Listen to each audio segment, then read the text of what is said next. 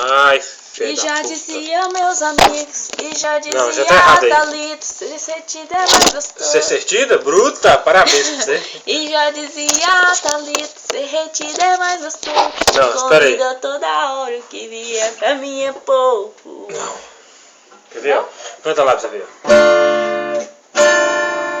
Pode ir? Eu vou entrar e tá fazendo solinho, você entra depois.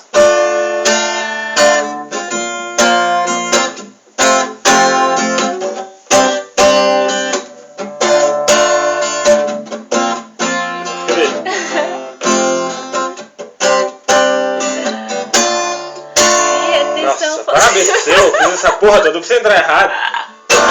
Vai! Vai, já é rápido. Vai, retenção não, de possível. novo. 1, 2, 3, vai. Se retenção fosse bom, o meu nome era Thalita e tu não era sair. Se retenção fosse bom, eu morava em São Paulo e comia muito empada. E já dizia Thalita, ser retida é mais gostoso. Não, já tá errado aí, ó. Como que é? Ó pra você ver, deixa eu cantar um pedaço pra você ver como é que é. Primeira parte.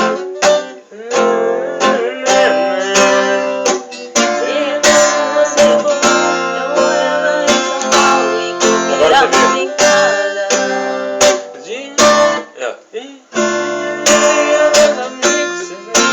Já dizia. Espera que eu já esqueci.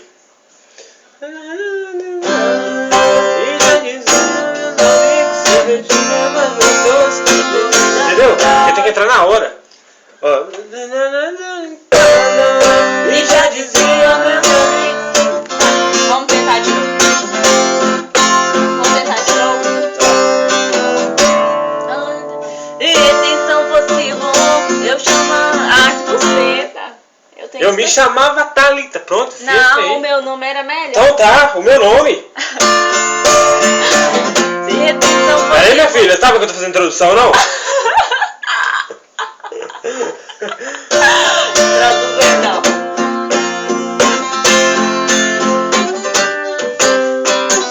Retenção fosse bom, o meu nome era Thalita e tomava era sair.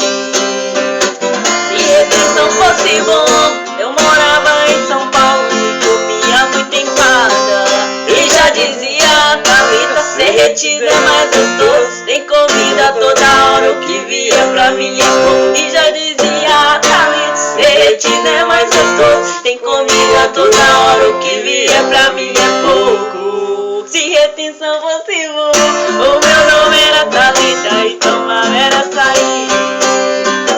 Se retenção fosse bom, eu morava em São Paulo e comia muito empada. E já dizia Thalita, ser retida é mais gostoso. Tem comida toda hora, o que vier pra mim é pouco. E já dizia Thalita, ser retida é mais gostoso.